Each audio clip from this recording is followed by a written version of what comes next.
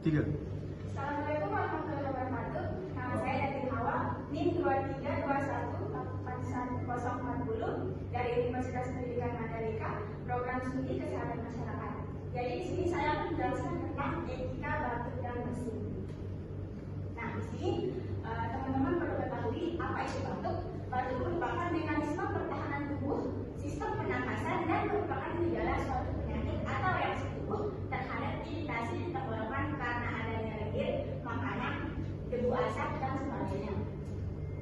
Lalu pengertian etika batuk adalah tata cara batuk yang baik dan benar dengan cara menutup hidung dengan mulut dengan tisu atau dengan baju sehingga bakteri tidak menyebar ke udara dan tidak menular ke orang lain.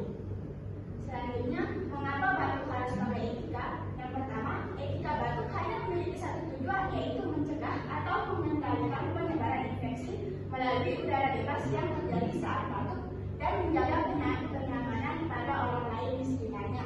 Yang kedua, etika ini berlaku tidak hanya di lingkungan fasilitas kesehatan, tetapi juga di lingkungan kantor, sekolah, pusat keramaian, atau juga fasilitas umum.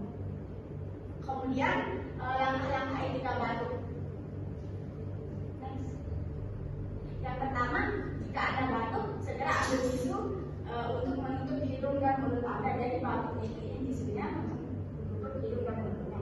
Selanjutnya, segera buang tisu setelah digunakan untuk menutup hidung dan mulut Anda.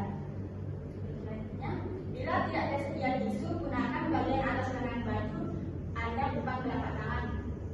Jadi jangan pakai telapak tangan kalau bersin kalau ada tisu. Pakai lengan atas sedikit. Kenapa? Karena bagian atas lengan ini jarang melakukan kontak dengan lingkungan sekitar.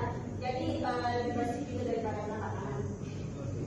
Kemudian cucilah tangan dengan sabun dan air mengalir atau hand sanitizer berbahan dasar alkohol.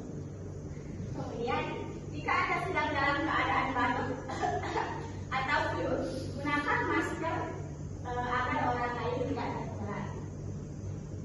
Kemudian, kesimpulannya di sini, jika pada saat teman-teman sekalian itu batuk, lakukan etika batuk dengan benar, maka teman-teman telah melakukan pencegahan penularan penyakit ke orang lain.